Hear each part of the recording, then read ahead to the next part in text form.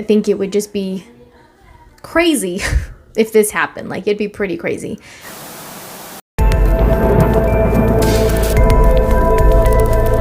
Hey, what's up guys? Welcome back. Hope you're having a good weekend. There's some interesting things to talk about, so I want to cover a couple different things. If you're new to the channel, thank you for checking it out, and make sure to like and subscribe before you leave today if you enjoyed this video.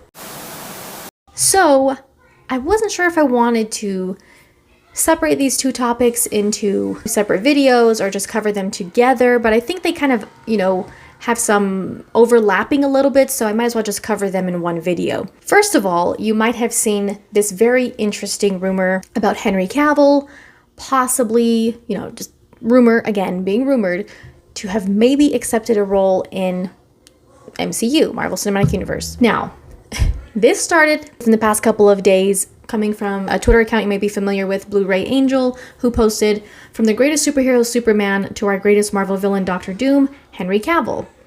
Now, I think like over the past, maybe in recent, year or two or so, there have been some rumors here and there that have come out about Henry Cavill possibly, taking a role in Marvel or something like that. But nothing has really ever come of those rumors. But then, over the past couple of days, this has been a hot topic because another account that you might be familiar with, My Time to Shine, who I've mentioned a couple times on the channel as well, retweeted this and said he was offered something else and he accepted. Needless to say, this has caused a lot of discussion amongst fans and whatnot. So I think this could be interpreted two different ways. One, it can be interpreted as most people are thinking, is that he accepted a role in Marvel. Or it could also mean that he was offered either Doctor Doom or a different Marvel role, and instead of accepting the Marvel role, he took an offer from something entirely different. A different franchise, different movie, different whatever. So I think those are the two ways that you could interpret that, is that maybe he was offered Doctor Doom or a different Marvel role, but he accepted something else completely unrelated to Marvel. Whole different, sometimes people are offered a couple of different roles at the same time and they choose one over the other because of when they would have to film it or for various reasons. Or it could also mean he did accept a Marvel role, but not the one mentioned, which is Doctor Doom. Now there's this big rumor out there that Henry Cavill could have possibly accepted a Marvel role. Definitely possible. Of course, it's a huge deal because he was, Superman in DC. Over the years, we have been begging the studio to give him another Superman movie, which we thought we were going to get, didn't get it, and I think it would just be crazy if this happened. Like, it'd be pretty crazy. My Time to Shine also tweeted again and said, "Most of your guesses are wrong."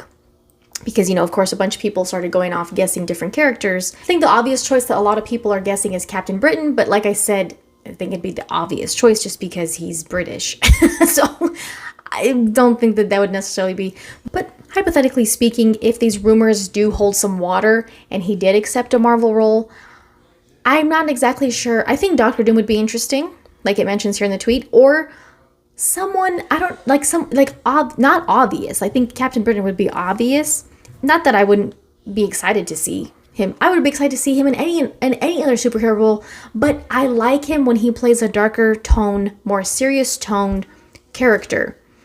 I mean, I don't think his Superman was dark. I think he was grounded and realistic. He had a lot of emotion, and that's what I liked about it. Some people took it as dark and gritty, but I didn't. I thought he was grounded and realistic and very well-rounded. He wasn't watered down, and that's what I would not want. I would not want to see him watered down in Marvel if this happened to be true, whether he was a superhero character or a villain character, which I think would be very interesting because I think he does that so great. Like when we see him in the nightmare roles, the nightmare scenes in the Snyderverse, he does that very well. And he does Superman. I mean, overall, I think he would be great as long as they don't water him down, because that has kind of been Marvel's tendency with a lot of their villains over the years, which is what made Killmonger so great, right? He stood out because Ryan Coogler did not water him down. They really went there with him, and I think that's why he's probably still to this day my favorite Marvel villain. If they're able to take his character seriously, then I think that would be good. I don't have a lot of faith in Marvel at the moment. Over the past few years, I think they have kind of been on a downhill trajectory, with the exception of a few things, like the Loki series. Moon Knight was interesting, maybe Black Panther 2, the What If series. there haven't been it hasn't been as consistently satisfying as it was before. And so if this were to be true, I think they would have a lot to really make up for from the past couple of years. Their stuff just hasn't been the same, their quality has been lacking. I'm also been trying to think, like, would Henry Cavill want to? Like, yes, he got jerked around by DC for way too long, and especially the end just made it 1,000 times worse. So I think that he would want to, if it was, like I said, something that they were going to take seriously and not make a joke out of it and not water it down, have a good quality, good storytelling, not just shits and giggles the entire time, then I think it would be a good fit. And I don't think he would take anything that wasn't. I don't think he would take something that is just, we're just going to make a whole joke out of it and it's going to be borderline a parody of our character and we're just going to put quality to the side as long as we're churning out a movie. You know what I mean? Like, I don't think he would accept it if he thought that was going to be the result. But again, this is just a rumor for right now. We don't know if it's true. And like I said, I think that could also be interpreted as turning down a Marvel role to accept something else. But we don't know at this point. But side note, if he were to play another, like, comic book character, I would love to see him as Omni-Man live action. I think that would be the ultimate. If he can't be Superman anymore, that's who I'd want to see him as, just since we're kind of on this topic. And also kind of in line with that, another big topic of discussion that has come up regarding Superman in general. I found this to be interesting. We know that after season 4, there's not going to be any more Superman and Lois, the series, the CW series with Tyler Hoechlin. I think a lot of us might have found that kind of surprising because the show seemed to be doing pretty well. A lot of people like it. According to Brad Schwartz, who is the president of entertainment at the CW, the decision to end Superman and Lois in season 4 came from Warner Brothers, not the CW. This is a quote from him. He said, "They don't want a product that competes with Superman Legacy on the market." In this discussion, he mentioned that the show has had a good performance, which, like I said, I think was pretty surprising that when they announced that there was not going to be any more seasons. I think this is just like, okay, why? I mean, it's okay to have a series for a character and then they have their live action movies. Like, yes, okay, Marvel is doing, for the past couple of years, they started releasing series, a cinematic universe cast members, same characters, they started integrating all of it together, but you don't have to do that. The CW, the Arrowverse, they had their own thing going on and we still had live action DC movies with, we even thought we were supposed to get a crossover because, well, we kind of did for a minute, because Ezra Miller's Flash showed up on the Flash series. That was one of the main reasons people thought that we would see a cameo from Grant Gustin's Flash in the Flash movie, because we saw a bunch of other cameos, right? And then also when James Gunn and Peter Safran became co-CEOs or whatever you want to, co-leaders, and they're announcing this slate and saying that there's going to be a multiverse and, things outside the main continuity and things with all of that. Why is this a problem don't you guys want to have a multiverse? Or like, if the show is doing well, why cancel it?